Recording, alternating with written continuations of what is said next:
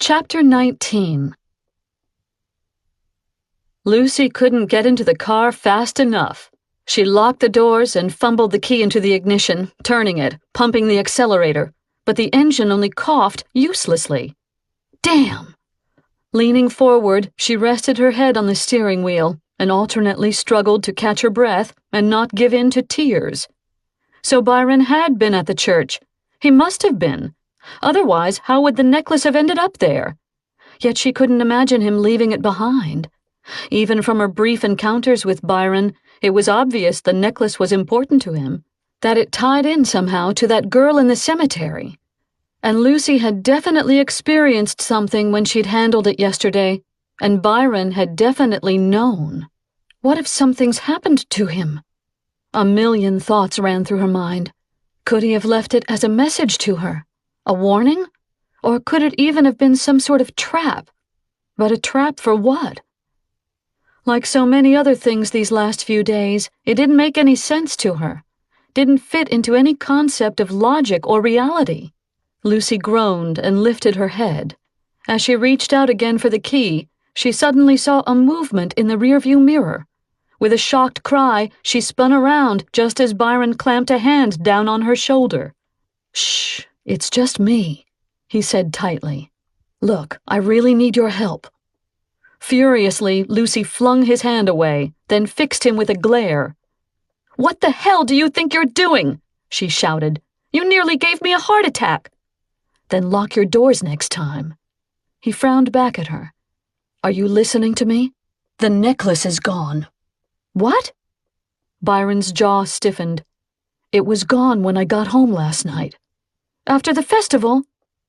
At Byron's nod, Lucy gave him a puzzled look. "But I just saw it." "What do you mean you just saw it?" "In there. Matt has it." "Who?" "Matt. Father Matt," Lucy stammered. "Who's that?" "The priest. The new priest at the church." "What new priest?" Lucy bristled. "How should I know? Father Paul's new assistant. He's here helping out because Father Paul broke his leg." "So that's who was in there," Byron muttered. "Well, did you get it from him?" "No, I didn't get it from him. It's not my necklace. Why would I get it from him?" Facing forward again, she redirected her glare to his reflection. She saw him rub a hand across his forehead. She saw the visible strain upon his face. "Are you sure it was the same necklace?" He sounded almost accusing. "That just doesn't make sense." "He said he found it on the floor." "But that's impossible. I didn't even have it when I was in the church." Lucy couldn't keep the sarcasm from her voice. "And speaking of that, why exactly weren't you in there, if you were supposed to be meeting me?" "Because I heard someone come in. Because I didn't know who it was, and I wasn't sure it was safe."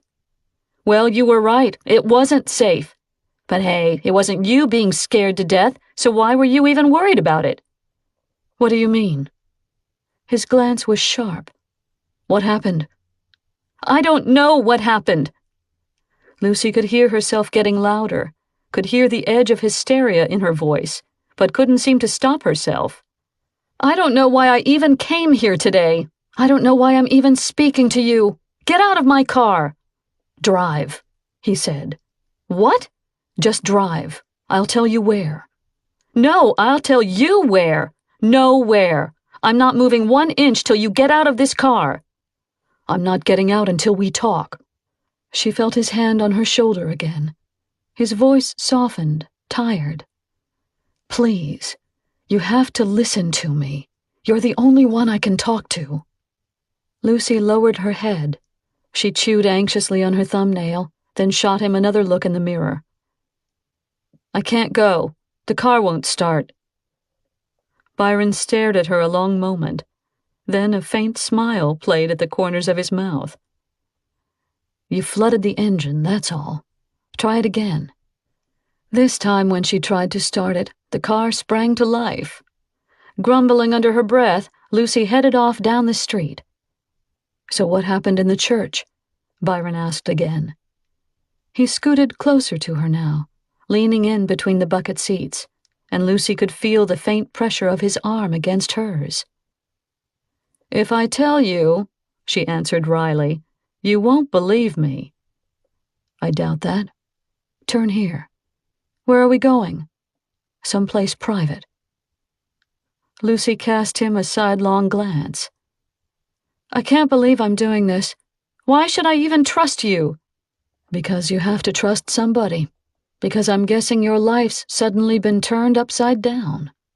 Lucy tried to keep her expression blank, tried to ignore her shiver of apprehension. "I'm not sure that's an answer." "Okay, then for the same reason I have to trust you," Byron replied flatly. "We're the only ones who know about the cemetery, the only ones who know that something happened." Lucy gave a terse nod. "So you're telling me that what I saw wasn't the fraternity prank I heard about? That what I saw was real?" "Yes." "So that girl was murdered." "But by who?" "That's why we have to get the necklace back, so you can tell us." "So I can tell us? Tell us what?" "Who killed her." "Oh, now wait a minute. Hey, watch the road," Byron warned as the car veered sharply into the wrong lane. "I'll tell you everything when we get to where we're going, even the stuff you won't want to hear." Lucy gripped harder on the steering wheel. "And how do I know you didn't kill her?" She hadn't known she was going to say it. The words burst out before she could stop them. She felt his steady gaze upon her, and her heartbeat quickened in her chest. "Just drive," he said tersely. Yet with a start, Lucy realized how very sad he sounded. Following his directions, she drove several miles outside of town, then turned off onto an isolated road that followed the curve of the lake. After another half-hour, they finally pulled up to a cabin nestled among tall green pines, with a breathtaking view of the water. "This is so beautiful," Lucy murmured. "Is it yours?" "No, somebody's summer home." "Somebody's?" "It's locked up now for the winter, but I have the key." "And how did you manage that?"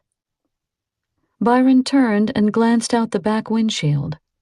With a twinge of uneasiness, Lucy wondered if he was afraid they'd been followed. "Just park the car," he told her. "Over there behind those trees." It wasn't until they were inside, door securely locked and bolted, that Byron seemed to relax a little. The cabin was very cold, and as Lucy stood rubbing her hands together, Byron went into the adjoining room, returned with a quilt, then motioned her into a rocking chair beside the fireplace. Lucy sat. "Will you please just tell me what's going on?" "Do you promise to believe me?" "Probably not." She thought a reluctant smile might have tugged at his mouth. He tossed her the quilt, then waited while she snuggled beneath it. "This is insane," Lucy thought. "This is completely insane. With everything else that's happened to me, I can't believe I'm sitting here in a cabin in the woods with some stranger who's asking me to trust him. If he murders me right now in this rocking chair, then I guess I deserve it." As Byron leaned down over her, her breath caught in her throat. His stare held her for an endless moment, and then he slowly straightened. "You still don't trust me. I see it in your eyes." Lucy didn't miss a beat. "I don't believe you can see anything in my eyes. When I first saw you in the cemetery, you knew my mother had died, that I was alone. But you go to school with Angela. Anyone could have known that." "You're right. Anyone could have known, because Angela told everyone you were coming. Except—" "Except what?" Byron stepped closer. "Except I didn't know what you looked like. I'd never seen any pictures of you, never heard any descriptions.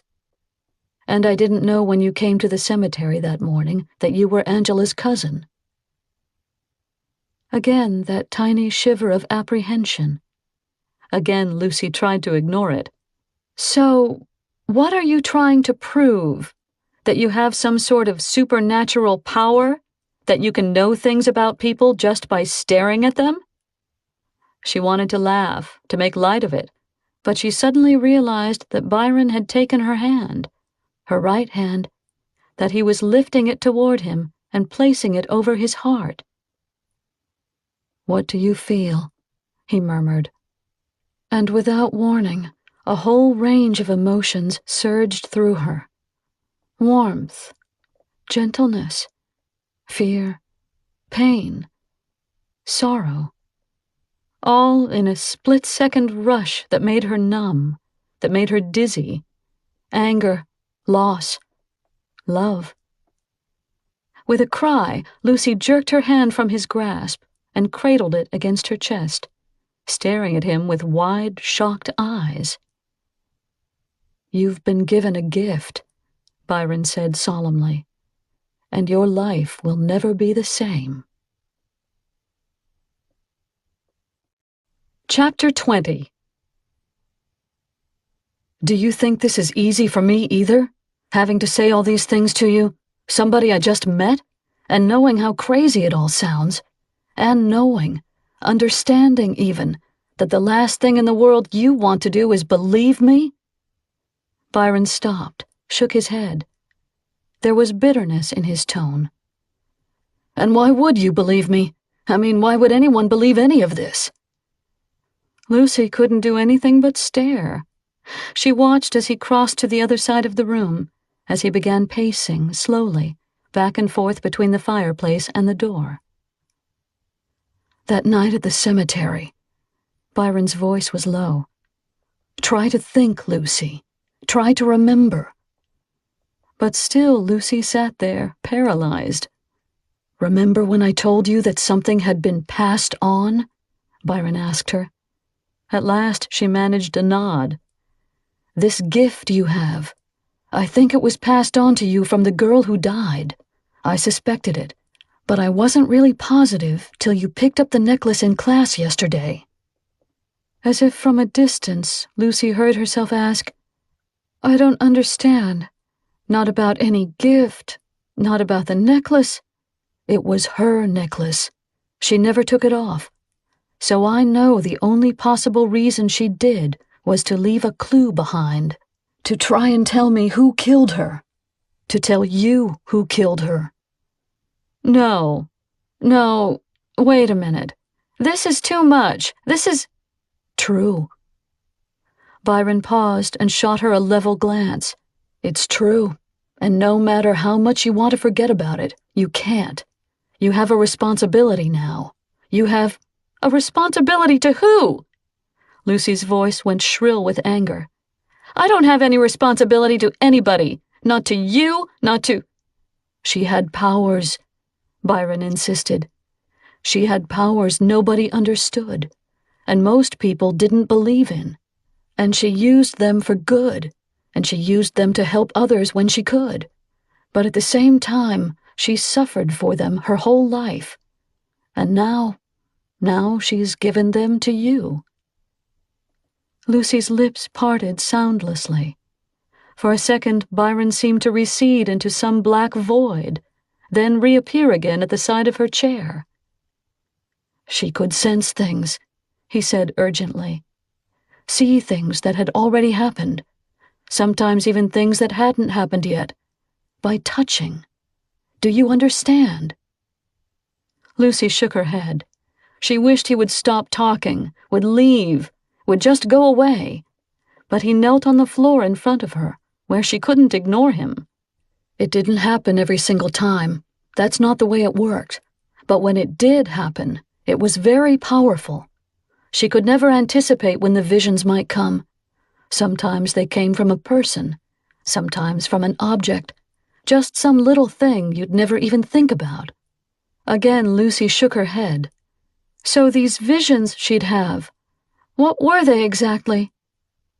He stared at a spot beyond her, deep in thought, choosing his words carefully. "When she tried to describe it to me, she always said there weren't complete pictures, more like quick images or feelings, sometimes colors or smells or sounds. She said it was like all her 5 senses had been peeled open and raw, and they just kept absorbing all these impulses with nothing to protect them. His focus shifted back to her. Lucy saw his face through a fine mist and realized that tears had filled her eyes. "Oh my God," she whispered. "Yes, it is like that." "You mean, like when you held the necklace?" Without answering, she began to rock, a slow, gentle rhythm of self-comfort. "Why do you go there that night?" Byron asked quietly. Lucy shut her eyes, tried to will the pain away. "Please tell me, Lucy." And so she did, recounting every moment from the time she'd left the house till Angela picked her up and took her back to Irene's. She told him everything, still feeling as though this were all some strange, distorted nightmare, still wishing she'd wake up, safe and warm in her mother's home, still wondering why she was taking a chance with this mysterious young man she didn't know, why she was here trusting him and believing him, and in some painful way, feeling so grateful for his company. And when she'd finally told her story, she realized that he'd taken her hand, spread her fingers wide apart, was gazing down at the tiny crescent scar upon her palm. "She had a scar just like this," he said, not meeting Lucy's eyes. "In the same spot, on the same hand." "It hurt," Lucy acknowledged numbly. "When she grabbed me, the pain I felt was unbearable, not like anything I'd ever felt before." Nodding slightly, Byron placed her hand on the arm of the rocking chair. "I was supposed to meet her that night. She'd been away, and I hadn't seen her in nearly a year. Then I got this message from her, just out of the blue. Something important, she said. She told me to come alone. She'd be waiting at the old church.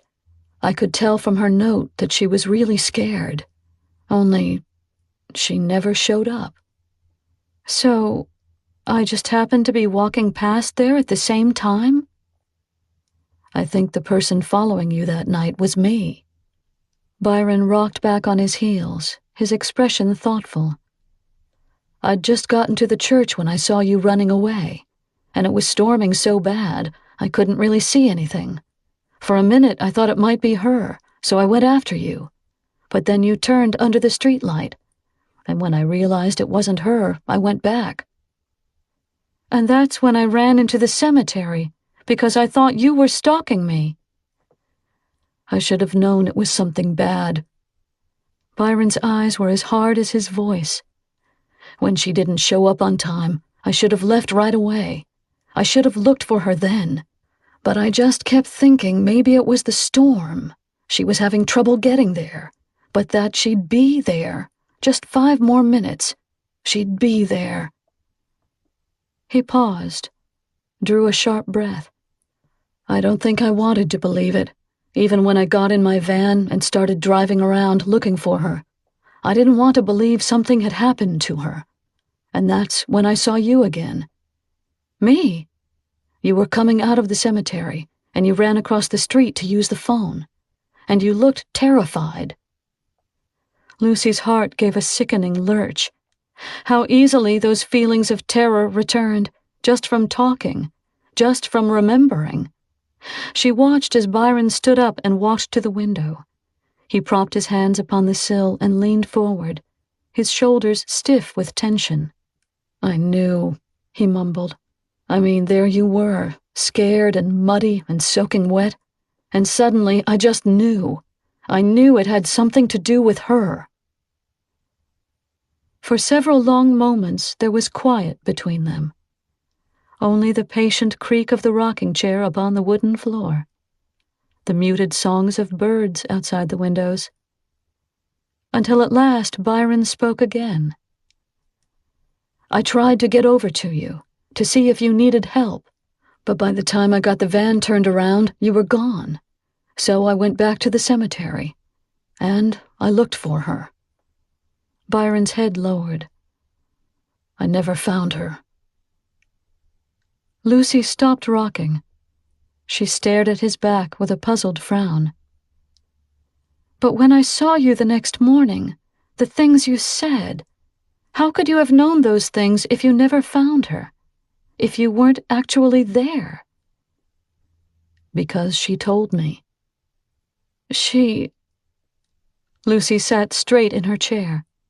The quilt slid down to her waist, and she impatiently pushed it aside. "What do you mean she told you? What are you saying?" "In a dream that night. She told me in a dream." He turned around to face her. As Lucy held his steady gaze, she slowly shook her head. "You know something, Byron? You're asking me to believe a lot." "Haven't you ever had a dream so real you knew it was more than a dream?" "Yes, but..." Lucy's voice trailed off. Until that moment, she'd almost forgotten her own dream of 2 nights ago. Her mother at the window, sounding so sad. "But what?" Byron persisted. "I did have one like that," Lucy murmured. "That night, after I got home from the cemetery, my mother came back to me. It was like she was trying to warn me about something." "What'd she say?" Lucy's voice faltered. "She said that I was going to a place where she couldn't help me." Byron gave an almost imperceptible nod. His eyes shone even darker. "So your mother shows up with a warning, on the very night a dying girl touches you and leaves this scar on your hand. Doesn't that seem a little more than coincidence?" "Oh, God." "When I finally went to sleep that night," Byron said tightly, "I dreamed she was in a grave. I saw the storm. I saw her covered in blood. And I saw her reaching out." "But you didn't see who killed her?" "No. She was talking to me. She wanted me to know that she was gone, and that she hadn't been alone when she died. She told me I should go to the cemetery the next morning and wait for someone. And then she said, 'Help her. Now you must help the one who helped me.'" Lucy didn't know how to respond. As Byron fell silent, his sorrow seemed to fill the room. Yet at the same time, she sensed his own defenses struggling to pull it back. "So, what you're saying," she stammered, "is that I have these powers now, and I'm going to start having visions and feeling things I don't want to feel just because I touch something?" But when Byron didn't answer, Lucy's tone grew almost pleading. "Are you absolutely sure? Are you positive it was her? I mean, maybe she didn't even show up that night. Maybe she was never here in town. Maybe it was just some girl you didn't know, who just happened to be in the wrong place at the wrong time." "Lucy, stop," he said tightly. "But it could have been, right? I mean, it could have been a mistake, and maybe she's still alive somewhere. Maybe She's not alive." "Then where's her body? Where's the grave? If she's really dead, you would have found her. You would have found something." "Lucy, stop." His voice struck out at her, cold and final. "There are just some things you know, because every part of you feels it, because you have a bond with somebody that's special and unique. And she and I had that kind of bond. So, no, it wasn't a mistake." He raked a hand back through his hair, his face twisted in pain. "She's dead, Lucy. She's dead." Lucy's heart ached at the sight of him.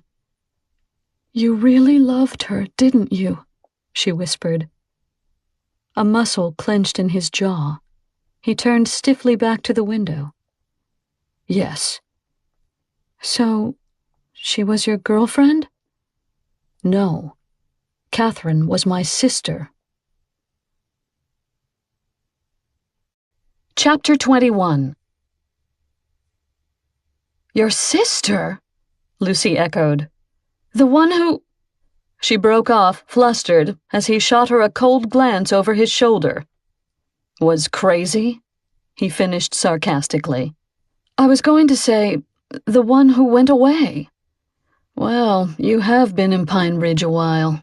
Time enough to have heard all the gruesome stories about my family, I'm sure. I'm sorry. Lucy's cheeks reddened. I hadn't heard that much. It doesn't matter. Actually, it's not so bad, being part of the local folklore. People tend to leave you alone. Is that what you want? To be left alone? He leaned back against the wall, folding his arms across his chest, fixing her with another intense stare. I guess that depends on who it is. Lucy dropped her eyes. She heard him move to the fireplace and sit down upon the hearth. Are you sure you want to hear the rest of it? He asked pointedly. Can it get any worse? She gave him a wan smile, and he almost, but not quite, returned it. These powers, forces, psychic abilities, whatever you want to call them, he began tentatively. They run in our family. At least that's what my grandmother says. When I was little, I thought she was magic. Sometimes she could tell us things before they actually happened. What kinds of things? Well, like when a certain neighbor was going to knock on our door, and then they would. Or who'd be on the other end of the phone even before she picked it up. Just simple things like that. She could tell you where to find things you'd lost, or that a storm was coming when there wasn't a cloud in the sky. And I never thought it was strange. It was normal to me. Intrigued, Lucy leaned forward. So, all of you had psychic talents? It was always so obvious with Catherine. From the time we were little, she was already having visions and seeing things nobody else could see. It was just a part of who she was. But mine was different. I was older the first time it happened, probably around 10 or so. And a woman, someone I'd never met before, had come to see my grandmother, and I remember she was so sad. He hesitated, as though reluctant to venture too far into the past. I remember she was sitting at our kitchen table, waiting for Gran to come downstairs. And I sat down across from her, and suddenly she just looked me full in the face, and her eyes were so big and so desperately unhappy. Byron's voice lowered, a poignant blend of sorrow and awe. I stared right back at her, right back into her eyes, deep, deep into that terrible sadness. And I said, I'm sorry about your little girl. I'm sorry she drowned. And I remember she tried to smile at me, but she couldn't smile. All she could do was cry. And I felt so bad for her. Again he paused. Then he met Lucy's gaze with a level one of his own. There was no way I could have known about her or her daughter. She didn't even live around there. Gran told me later that I'd had a glimpse of her soul. Eyes, Lucy murmured. Eyes are supposed to be windows to the soul. Some people say so, he agreed. I couldn't explain it then, and I don't even try anymore. But if that's true, about windows to the soul, then the daughter she'd lost was the most important feeling in her soul that day. And I had a glimpse of it. Is it like, Lucy struggled for words, looking beyond pain, or seeing something that's even deeper than grief? His shoulders moved in a shrug. It's nothing like Catherine could do. Nothing that clear or sharp. No smells or sounds or things like that. It's like looking through a veil. There's fog, mist, no definite features or details. Yet somehow I'm able to pull something out of it. Like through a curtain or a screen? Sort of, yeah. Lucy, what is it? But as the memory of the confessional flashed through her mind, Lucy hurriedly shook her head. Not now. Not yet. This isn't the right time. Nothing, she assured him. Tell me more about Catherine, about this gift of hers. A gift sometimes, but also a curse. The edge was back in his voice, and Lucy felt a prickle of apprehension as he continued with the explanation. As she got older, she didn't want to use it anymore because it scared her too much. She'd get nervous and embarrassed because she never knew when the visions would hit her, how strong they'd be, or how frightening. And most people didn't understand. Most people didn't even try to. All they knew was that she was different, and that sometimes she acted strange.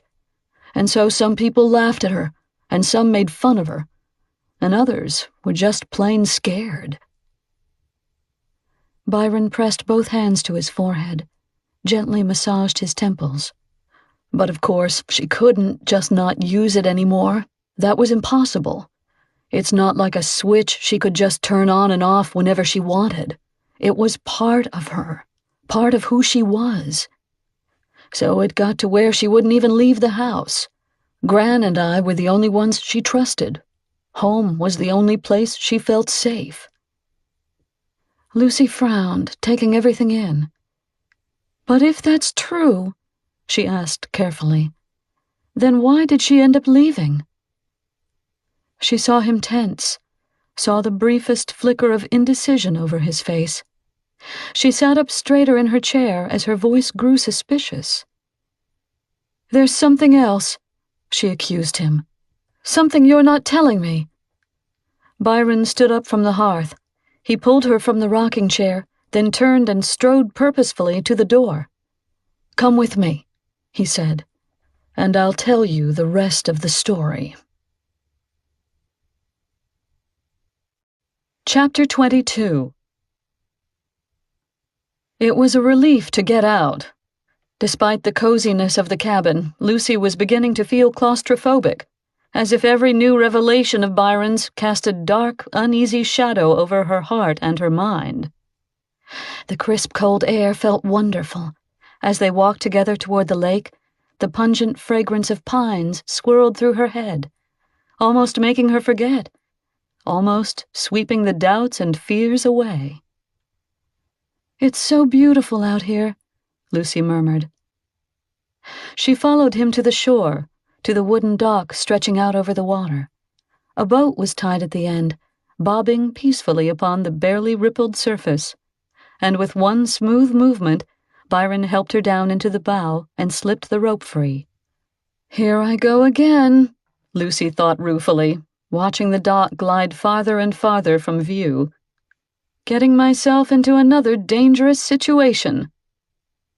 And yet, out here in this pristine wilderness, surrounded by such stillness, watching Byron rhythmically work the oars, she felt a sense of peace that she hadn't felt for days. Don't ruin it, she said suddenly, and felt her cheeks flush as Byron gave her a curious look. What? The mood, the minute. He cocked his head, lifted an eyebrow. A playful wind tugged at his hair, streaming it back from his face. I'll just keep rowing then. So much has happened, she tried to explain, her words tumbling out in a rush. Too much to comprehend and understand and try to believe. And from what you're telling me, and maybe from what you're going to be telling me, things might be getting worse. He didn't answer, but still she could see the seriousness in his eyes. So just give me this 1 minute, okay? To breathe, and be away from everything that's bad, and see the world in a way that makes some sense to me. Lucy's voice caught. She turned from him abruptly and fixed her gaze on the distant shoreline, on the woods and the hills and the endless blue sky above. For a long time there was only the sound of the oars dipping water, the music of the birds, the soft sigh of pine-rich breezes. Lucy shut her eyes and pretended wishes came true, and she wished this could last forever. But wishes never come true. At least not mine. At least not the good ones. As she felt the boat jar, her eyes came open. A second later, the dinghy was scraping up onto a narrow stretch of beach, and Byron was out of the boat, anchoring it securely between a small shelter of trees. "Grab those blankets under your seat," he said, reaching for her hand. "We'll go this way. I think you'll like the scenery." "What is this? Some kind of island?" "No, just another side of the lake. We could have driven. There's a road off that way about half a mile. But I think the boat ride's much nicer." "How do you know about these places?" Lucy asked, as he pulled her up a steep rise and onto a stretch of level ground. "I grew up here, remember? And I take care of a lot of these cabins off-season. And in the summer, I do some maintenance work." "What kind of maintenance work?" "Handyman stuff, mostly." "So that's how you had that key." "I have all the keys." Taking the blankets, he led her along the beach for another 5 minutes, then suddenly veered off again toward the shore. After maneuvering several more rocky slopes, Lucy found herself in a small wooded cove with a breathtaking view of the lake. "You're right, it is beautiful," she said appreciatively, gazing out across the shimmering expanse of water. "And private." Byron shook out a blanket and spread it over the ground. "Sit down. Wrap this other one around you. It's pretty cold out here." Lucy did so. She watched as he sat beside her, his eyes narrowed intently on the opposite horizon. She hugged her legs to her chest and rested her chin on her knees. "Do you believe in evil?" Byron asked. Lucy turned to him in surprise. Somehow, surrounded by all this peaceful beauty, his question seemed almost laughable, and far more than ominous. "Evil?" "An evil that can transcend time and space. An evil so obsessive that you can't escape it, no matter how hard you try." Her brow creased in a frown. She drew back from him and stared harder. "You're really serious?" "You told me you thought you were being stalked the other night, when you ran from the church. Do you remember how you felt?" "Of course I remember. I was terrified." "Well, that's how Catherine felt all the time, like she was being stalked by someone, except she couldn't outrun him, and she couldn't hide, because he was in her visions and in her dreams." "Byron, what are you talking about?" But he wouldn't look at her, just kept staring out across the water at the play of light and shadow off the woods across the lake. "They started about 3 years ago," he said gravely, "when she was 16. And they weren't like the other visions she'd had her whole life. These were like the worst kind of nightmares. Nightmares she couldn't wake up from.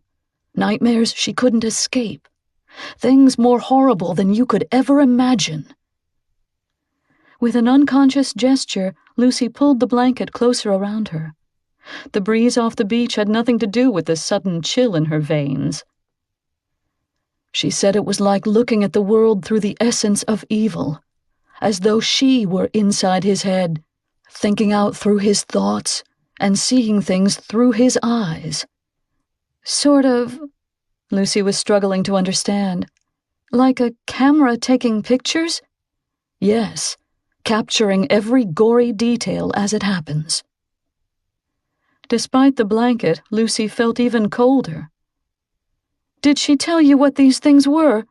"Never, only that they were inhuman, so violent and hideous she couldn't bear them anymore, never knowing when they'd come or how long they'd last, and worst of all, never being able to stop them, just having to stand by and watch over and over again." "So where were these visions coming from?" "From the mind of a monster. From someone sick and twisted, who enjoyed causing pain and watching his victims suffer." "My God! So you think this person was real?" Byron's expression turned grim. "Catherine did, and she was convinced he'd keep right on killing and brutalizing people, and that he'd never get caught, because she was the only one who knew about him." And she didn't have any idea who he was? None. She never saw his face, because she was always seeing things from his perspective. Lucy could feel goosebumps along her arms, could feel a cold, stealthy uneasiness gnawing at the back of her mind. Determinedly, she tried to force it away, tried to concentrate on what Byron was saying. A connection, he continued. But why? We never knew. You mean a connection between their minds? Between their thoughts? Like the bond you had with Catherine? Byron's face went rigid. How can you even compare the two? No, I'm sorry, that's not what I meant, she said quickly. I'm just trying to understand this. So Catherine could see these atrocities this guy was committing as he was committing them? Yes, forced to watch him, but helpless to stop him. Then, was it someone she knew? Impossible. Someone she met just one time, maybe. Someone with psychic abilities as exceptional as hers, who was somehow able to lock into her mind? You mean, sort of like a psychic parasite? Exactly. She hardly left the house. And this is a small community. People tend to know each other around here. I can't think of anybody who fits into an evil mode like this one. And believe me, I've tried. But you said she sensed things, saw things, by touching. So maybe she bumped into him in a crowd. I mean, he could have just been passing through town, or visiting somebody here. Maybe he dropped something, or accidentally left something of his behind, and Catherine just happened to pick it up. Byron sounded weary. I've thought of that too, and I guess it is possible. Except I think she'd only have felt a connection to it when it was in her hands, just when she touched it, not on and on for 3 years. But maybe she kept it. Maybe she found something and took it home with her and didn't realize. She'd have realized, Lucy, believe me. Lucy went silent. She watched as he leaned back on the ground, propping himself on his elbows. He stared far out at the opposite bank, and his gaze narrowed, hard as steel. Catherine was such a gentle person. Probably the only truly good person I've ever known in my life. And that's what made it so much worse, the way she suffered, her fear and her pain. There were times she really thought she was losing her mind. And sometimes I think... His voice faltered, softened. I think maybe, finally, in a way... A shadow seemed to cross his face. After a moment of uncertain silence, Lucy gently touched his shoulder. Wasn't there anyone she could talk to? Someone who could help her? And who would that have been? How do you explain something like that? Especially in a town like this. Hell, everybody here already thought she was crazy. But maybe someone who has experience in... Shh! Jerking upright, Byron grabbed her shoulder. Did you hear something? Lucy's heart took a dive to her stomach. As she slowly followed the direction of his gaze, she listened hard through the quiet. Wind sighing through trees, water lapping gently at the shore, her own pulse pounding in her ears. What? She mouthed silently. What is it? But she could feel his grip relaxing now, his body easing back down beside her. His hand slid away from her arm, though his expression remained wary. What? She asked aloud, but Byron only frowned and turned his attention back to the view. Nothing. Just jumpy, I guess. Lucy glanced nervously over her shoulder. Strange. She hadn't really heard anything, yet she could feel a tiny sliver of dread at the back of her neck. It's okay, Byron reassured her again. This is one of my secret places, and nobody's around here this time of year anyway. Lucy wasn't entirely convinced. She picked up a broken twig and nervously began scratching circles in the dirt. "What about your grandmother?" she asked then. "Does she know about Catherine?" His mouth twisted in a rueful smile. "There's not much Gran doesn't know, but I haven't told her, if that's what you mean." "So, do you think she believes Catherine's dead?" Byron fixed her with a calm stare. "When Catherine left home a year ago, that was before Gran had her stroke, Gran told me I'd never see Catherine alive again. I didn't want to believe that, of course. I should have known better. Maybe if I'd tried harder to stop Catherine from going, or maybe if I'd gone with her, maybe she'd still be alive now. That's why you have to listen to me. Maybe we can stop it this time, before you get hurt." "Before I get hurt?" Lucy shrank back in dismay. "What do you mean?" "Because maybe he hasn't realized it yet. Byron hasn't realized yet who you are." "Stop it! You're scaring me!" "You should be scared, Lucy. You need to be scared. It might be the only thing that keeps you alive if—" He broke off abruptly, his body tensing, his glance shooting once more toward the trees. As Lucy followed the direction of his focus, she felt that fine prickle of fear again, though now it was creeping down the length of her arms. Very slowly, Byron got to his feet. As Lucy started to follow, he shook his head at her and held a finger to his lips. "No," he whispered. "Wait here." "Where are you going?" Thoroughly alarmed now, Lucy watched him disappear into the woods. She stood there, heart pounding, listening to the faint rustle of branches as Byron moved away from her. But even that sound faded within minutes. All that remained was silence. Dangerous silence. Should she call his name? Ignore what he'd told her and go after him? Lucy didn't know what to do. With the lake on one side and the woods on all others, this spot that had seemed so idyllic just 5 minutes before now seemed more like a trap. "That's it. I'm going." Lucy started toward the trees, toward the exact spot where Byron had gone in. Surely he couldn't be that far ahead of her. It should be easy to catch up. But what if she got lost? She'd be of no use to him then, and someone had to be able to go for help. She wished she had a weapon. Quickly her eyes scanned the shore, coming to rest on a large branch dangling over the water.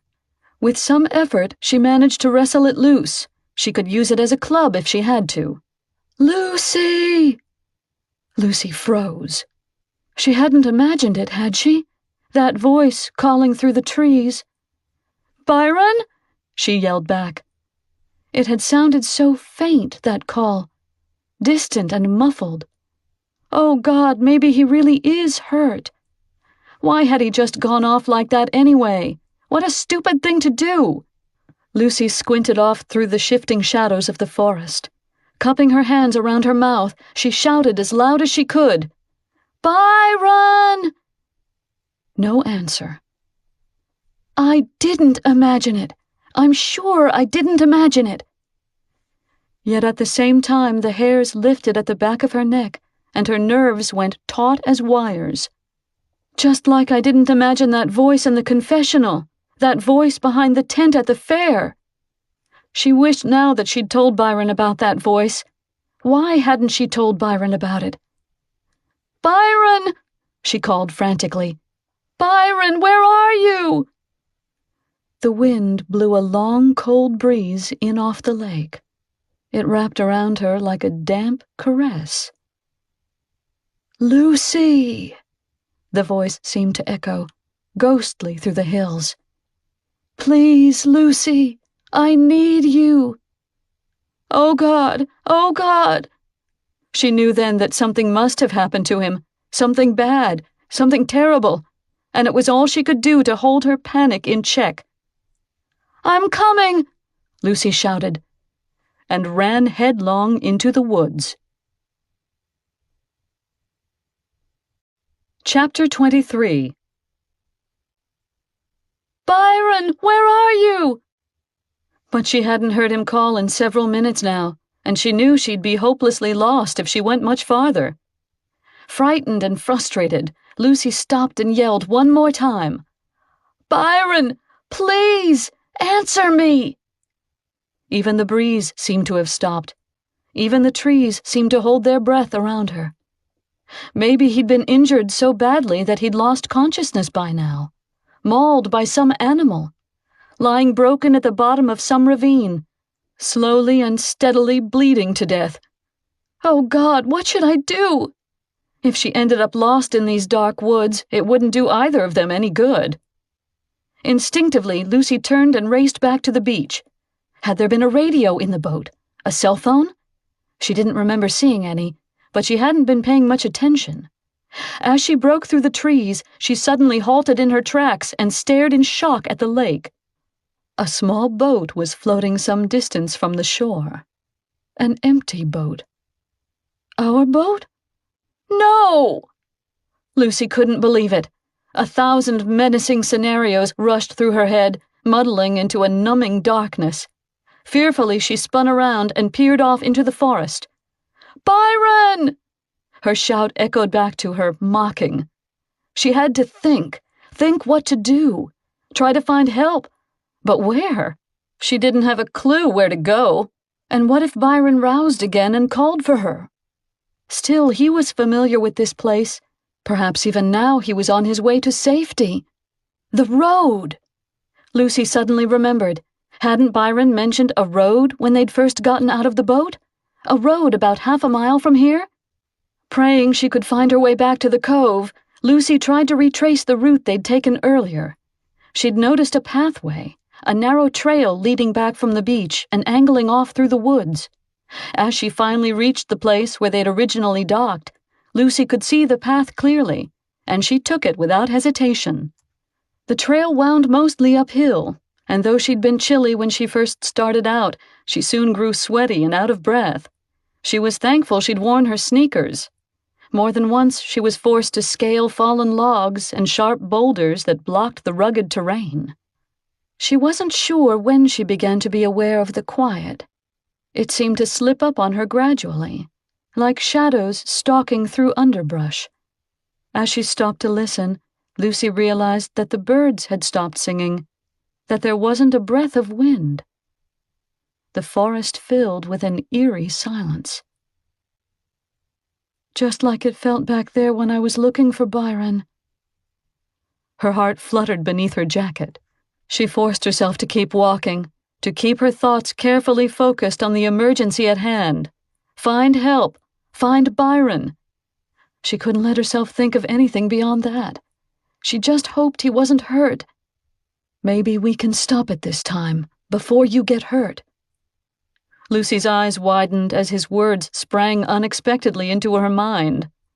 No, I won't think about that. I refuse to think about that. Because maybe he hasn't realized it yet, hasn't realized yet who you are. And Byron had started to tell her something important, had been trying to warn her about something when the sound had come, when he'd looked so startled and so wary, when he'd gone into the woods and never come out again. You should be scared, Lucy. You need to be scared. It might be the only thing that keeps you alive if... Lucy broke into a run. And the silence was so loud, so dangerous, threatening her from every side. Silence like shadows. Silence like stalkers. No, it's just my imagination.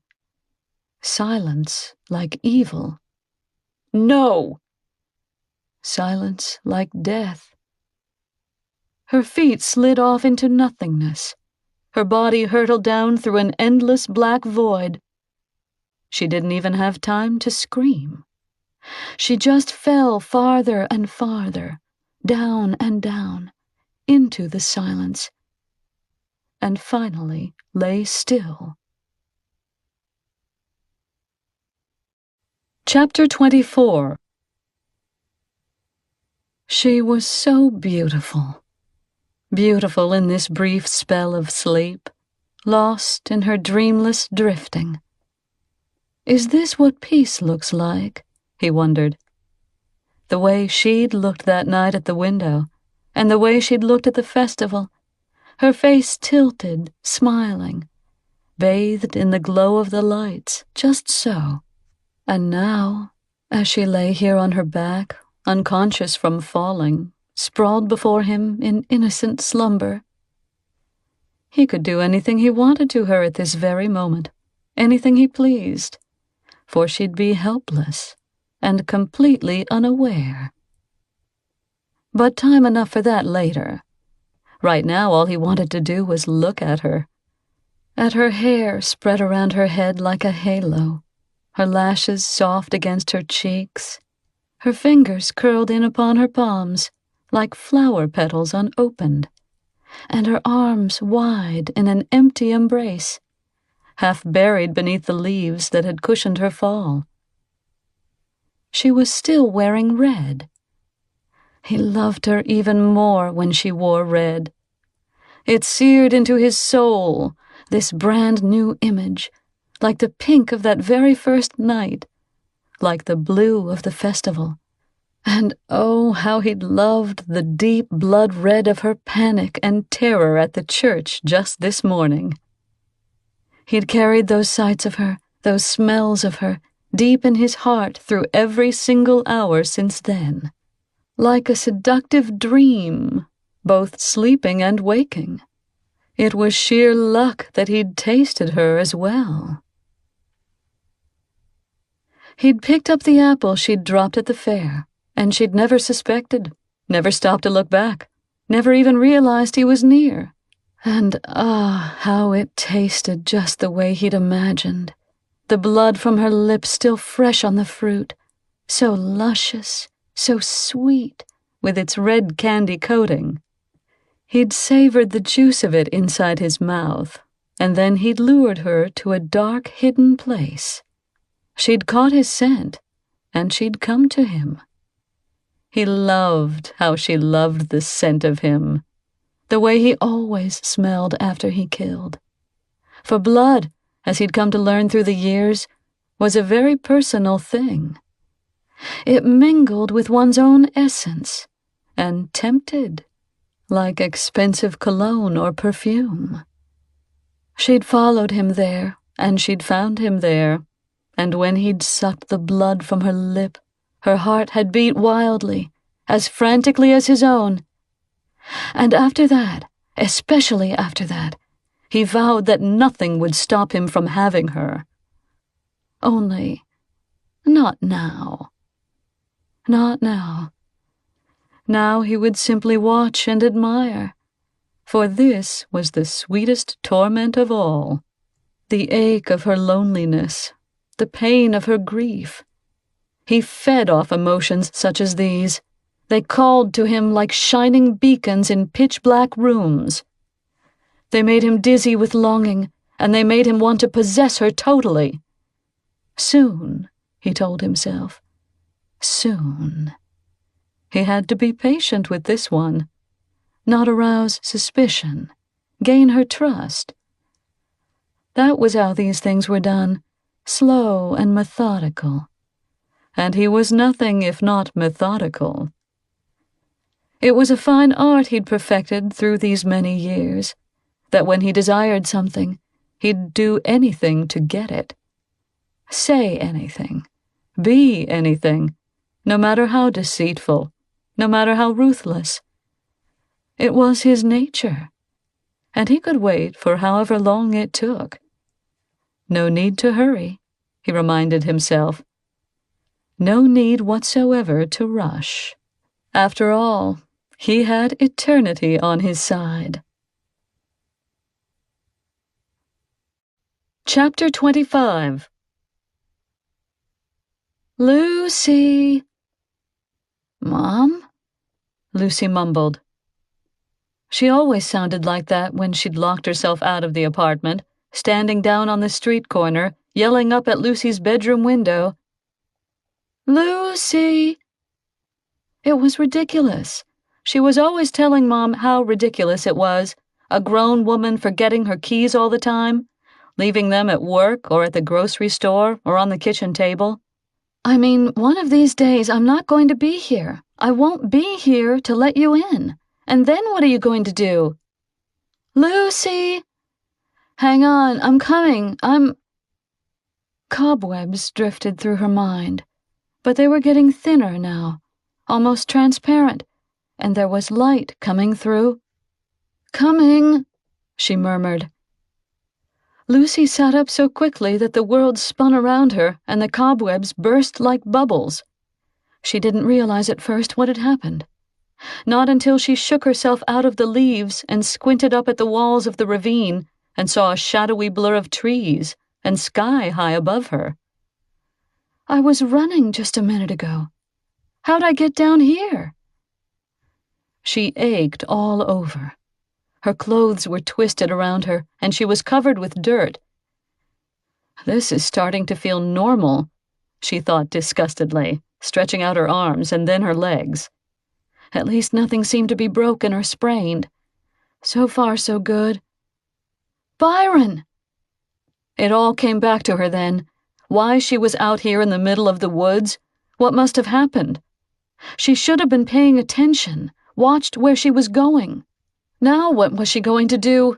If Byron were still out there somewhere, wounded or even dying, she'd never get help back to him in time. Gazing up at the steep incline, she wasn't even sure she could help herself. Damn it, Lucy muttered, fighting down panic. Damn it! Her body winced with pain as she tried to stand up. She hobbled over to one side of the gorge, then suddenly noticed the outline of a head hanging over the ledge above her. Lucy! Even from down here she could hear Byron's sigh of relief. Are you okay? Am I okay? Her voice shot back to him, dangerously close to tears. Do I look okay? My God, Byron, where have you been? What are you doing down there? Trying to save you. He leaned out farther over the edge. Lucy heard the sarcasm in his voice. And a fine job you're doing, too. Get me out of here. You scared me to death. I'll be right down. Lucy sagged back against the wall of the escarpment, wiping furiously at her eyes. By the time Byron finally worked his way down beside her, her nerves were raw. I thought you were dead, she exploded. Where were you? Why didn't you answer me? Byron regarded her solemnly. I could ask you the same question. What are you talking about? I'm not the one who was lost. Then who have I been looking for? I heard you calling for help, but I couldn't find you anywhere. I'm not the one who called for help. You're the one who called for help. You're the one who disappeared. Lucy was trembling now, with anger and relief. You're the one who went off and left me. I called, and the boat floated away. Byron's eyes narrowed. You mean you didn't take the boat? Why would I do that? It was out in the middle of the lake. Then I tried to find a road so I could get someone to look for you, and then— Lucy, he interrupted, taking her shoulders, giving her a gentle shake. Lucy, listen to me. I'm telling you the truth. I heard your voice, but it was so deep in the woods, and you kept saying my name, calling for help. You sounded like you were crying, like you'd been hurt. But I looked, and I couldn't find you. I've been searching for 3 hours. Lucy stared back at him, calmer now, but bewildered. But I heard you, too, and I thought you were hurt. You heard me? When? Right after you went into the woods.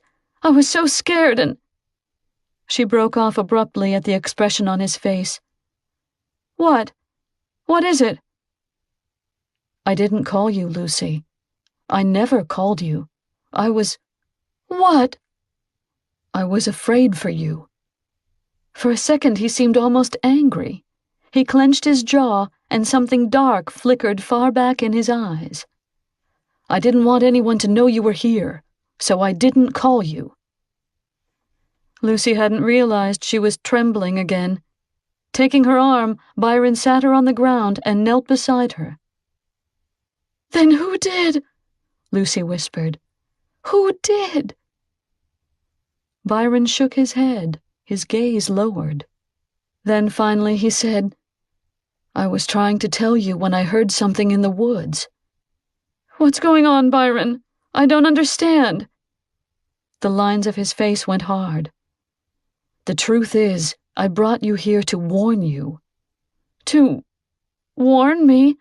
Why? What about? Lucy, the night Catherine left home, she woke me up and told me she couldn't stand to see Gran and me hurting for her anymore, and that she was going to go wherever she had to, and do whatever she had to learn the truth about those evil visions. She swore that no matter what it took, she'd put them to rest, once and for all. So you think she actually tried to find that evil person who was connecting to her thoughts? I think she did find him, and I think he killed her. Lucy watched the carefully controlled rage in his expression, the muscle working tightly in his cheek. Catherine was wearing that green necklace when she went away. It was a present I'd given her years before, and she never took it off. But yesterday morning I found it in the cemetery, so I knew. I knew then for certain that she was dead. She'd never have taken it off otherwise. Never.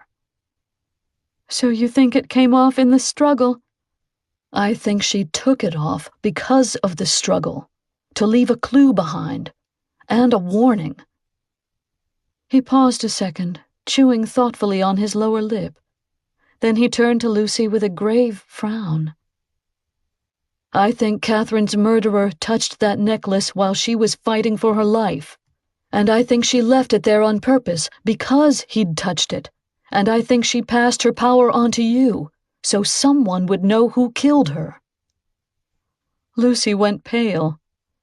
So you're saying that when I held the necklace, I was actually seeing her death? Without another word, she jumped up and started pacing. Lucy! No, I don't want this. I don't want any part of this. I didn't ask for this. You don't have a choice. Byron was on his feet again, beside her in an instant. You are part of it now, whether you like it or not. There's nothing you can do but accept it. And anyway, when I did hold the necklace, I didn't see anyone, Lucy babbled, as though she hadn't heard a single word Byron said. I didn't see the face of any killer. I just felt wind, and there were eyes and hands and blood and... He reached out for her and held her at arm's length, forcing her to look at him. I told you sometimes it doesn't happen all at once. The next time you touch it, you might see something else, something more. There won't be a next time. I'm not going to hold that necklace. I'm not going to touch anything. Angrily, Lucy broke free from his grasp. You don't even know if the guy in Catherine's visions and the guy who killed her are the same person. You don't even know for sure if the guy in her visions was real. I mean, maybe she truly was sick, and she couldn't help it. I'm sorry, but it is possible.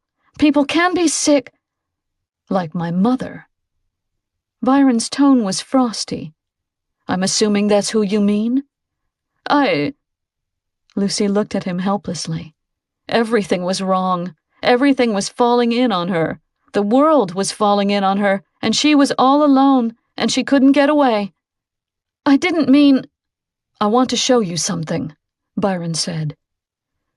Lucy watched him reach into his pocket and pull out a crumpled piece of paper, ragged and soiled around the edges, as though it had been folded and unfolded, read and reread many times.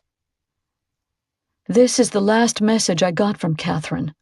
She asks me to meet her at the church. She says she needs to talk to me about something important. And then she ends it with this. He thrust it out to Lucy. Reluctantly, she looked down at the note, where 2 words had been hastily scrawled at the bottom of the page. He lives. Chapter 26. A feeling of numbness crept over her. She handed the paper back. I'm going now, Byron. I'm going to climb out of here and find the road and go home, even if I have to walk all the way back to town.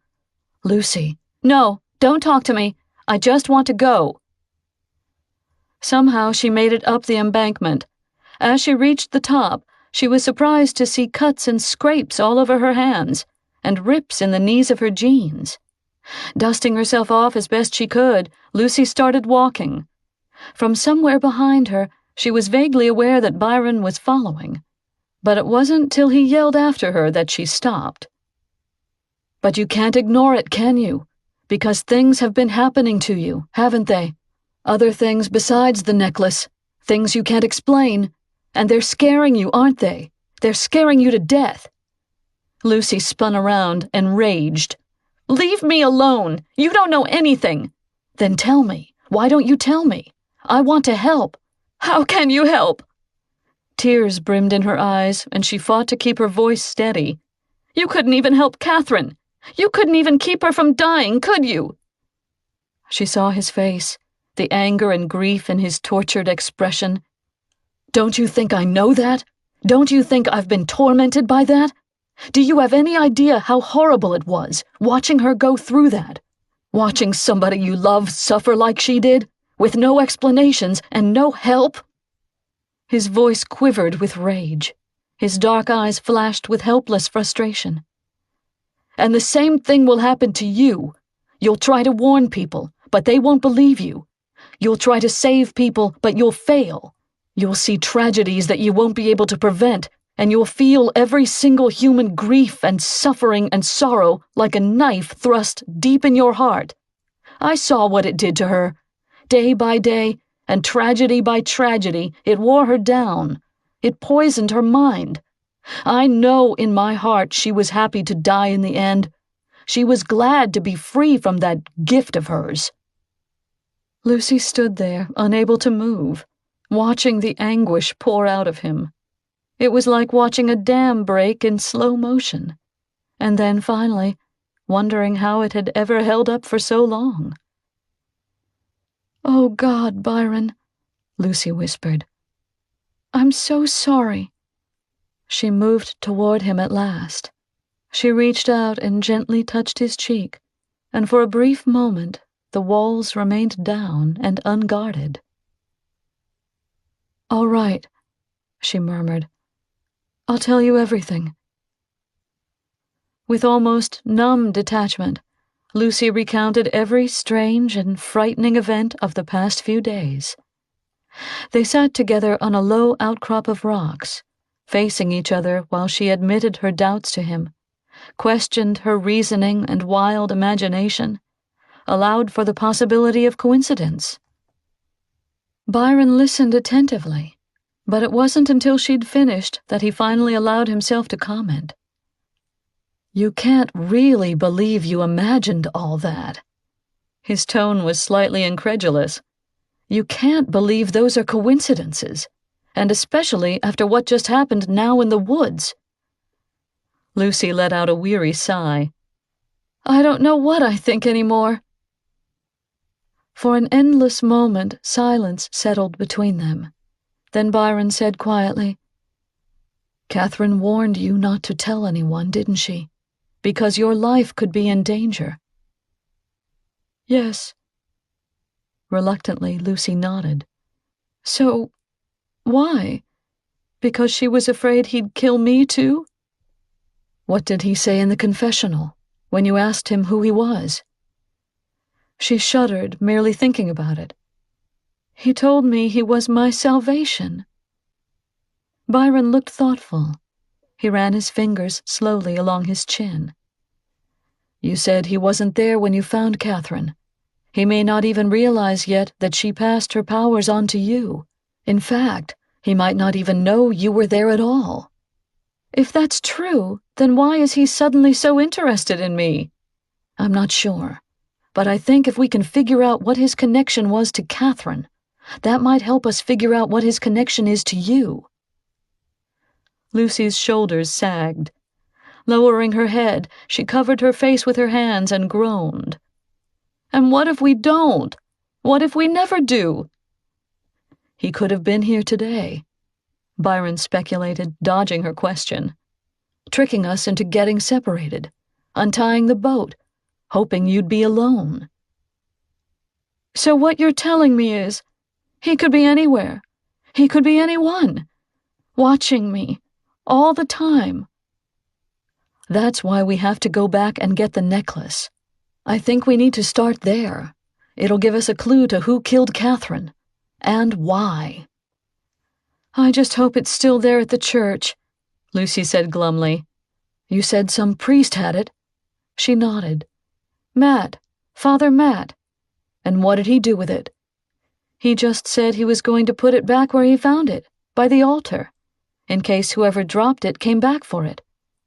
But if you want to talk to him, I think he's going to be there all day, going through storage closets and stuff. Byron hesitated. I don't think we should go back till he leaves. Why not? Why would he think anything about it? You're the one who heard voices in the confessional. You tell me.